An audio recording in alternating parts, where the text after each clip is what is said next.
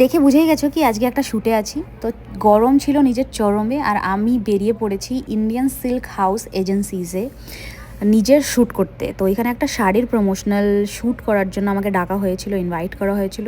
তো এইটা ছিল চুঁচুড়াতে, চিচুড়া বা চুঁচুড়া যারা যাই বলো। আমার আজ স্কুল ছিল, স্কুলের পরে এই শ্যুটটা রাখা হয়েছিল। আমার জন্য সুবিধা ছিল, কেন কি আজকে ড্রেস কোড ছিল চুড়িদার বা শাড়ি। তো শাড়ি ছিল না, ড্রেস কোড ছিল চুড়িদার। তো চুড়িদারটা পরে আমি স্কুলে গেছিলাম, তারপর জাস্ট একটু টাচ আপ দিয়েছিলাম। যখন আমার ছুটি হয়েছে তারপর আমি এসছি এইখানে। আর ফেরিটা আমি নৈহাটি এসছি, নৈহাটির থেকে ফেরিটা পার করেছি। দেন এইখানে একটা দাদা ছিল যে আমাকে গাইড করেছে কীরকম করে আসতে হবে। শাড়ির কালেকশন সিরিয়াসলি খুবই দুর্দান্ত ছিল, খুব সুন্দর ছিল। আমাকে হেল্প করে দিচ্ছিলেন ওইখানে কীরকম টাইপে পড়তে হবে, কেন কি অনেকগুলো ক্লিপ নিতে হবে পরপর করে। হয়েছে, ঠিক লাগছে। And action.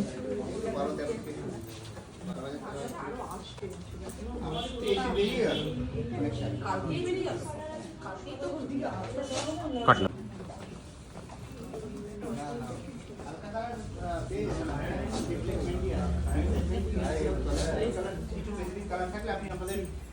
And action.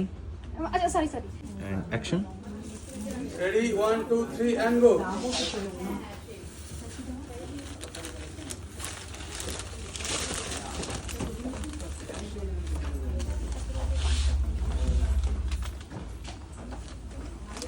Cut.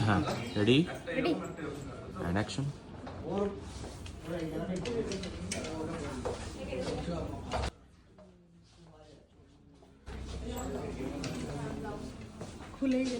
And action.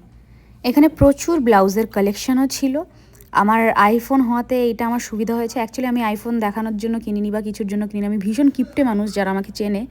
আমাকে তানিশ ইনসিস্ট করেছিল কি কিনলে আইফোন 16 প্রো কেন। তো আমি অনেক দিন ওয়েটও করছিলাম। এখন দাম প্রচুর কমে গেছে, বাট আমি যখন কিনেছিলাম তখন একদম হাই রেঞ্জে ছিল, কেন কি তখনই বেরিয়েছিল জাস্ট। তখন আমি যখন কিনেছি তখন আগে থেকে অর্ডার করতে হচ্ছিল, মানে ওনাদের কাছে ছিলই না এরকম টাইপের। তো জাস্ট আমি কিনেছি আমার এই রিলগুলো করার জন্য, কিছু কন্টেন্ট বানানোর জন্য। কেন কি লাস্ট টাইম আমার খুব বাজে একটা এক্সপিরিয়েন্স হয়েছিল। আমার একটা পার্টিতে ডাকা হয়েছিল আমাকে, দশম অবতার। তো প্রসেনজিৎ স্যার ছিলেন ওইখানে। আর আমার বাবা ছোটোবেলা থেকে, মানে আমি যখন ছোটো ছিলাম তখন থেকে দেখি কি বাবা আমার প্রসেনজিৎ স্যারের খুব বড় ফ্যান। তো আমি গিয়ে ওনার সাথে অনেক কথা বলেছি, প্রচুর ভিডিও করেছিলাম, ফটো তুলেছিলাম। কিন্তু তখন আমার কাছে আইফোন ছিল না, তখন আমার কাছে OnePlus ছিল। আর এই OnePlus এটা আমার 30,000 মতন পড়েছিল, বাট ক্যামেরা কোয়ালিটি ভালো না সেরকম, মানে রাতে একদমই ভালো ফটো ওঠে না সত্যি বলতে গেলে। তো আমি বলেছিলাম ওইখানে প্রোডাকশন ছিল, ওনাদের প্রোডাকশন হাউস ছিল, অনেক মিডিয়ার লোক ছিলেন। তো একজন আমার অনেক ছবি তুলছিলেন, তো আমি ওনাকে বলেছিলাম কি নিজের ক্যামেরায় তুলতে। একটা ছবি আমি পাইনি লাস্টে। টোটা স্যার ছিলেন, অনেকে ছিল, যিশু স্যার ছিলেন।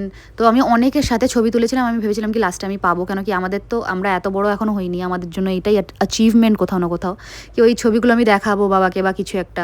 তো ওই ছবি একটাও দিইনি। আমি যখন লাস্টে চেয়েছি আমাকে বললেন কি সব ডিলিট হয়ে গেছে। তারপর যখন তানিশও বললো কি যখন কিনবে তখন আইফোন কেনো, তখন আমি ভাবলাম কি ঠিকই বলছে, কেন কি আমার ভিডিওগুলোও করতে হয়, সবসময় হায়ার করাটা পসিবল না, কেন কি এখন সিনেমাটোগ্রাফারদের প্রচুর হাই রেঞ্জ থাকে ওনাদের।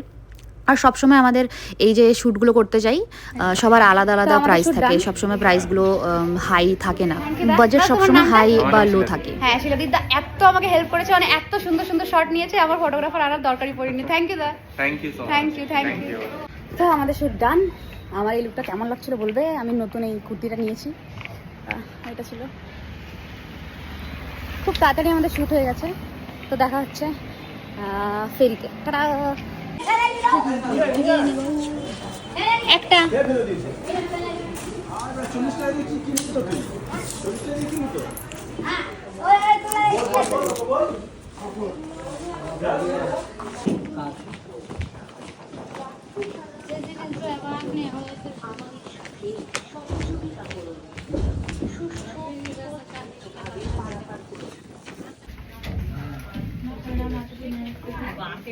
अच्छा ठीक है, हम वही तो आइए रहे हैं।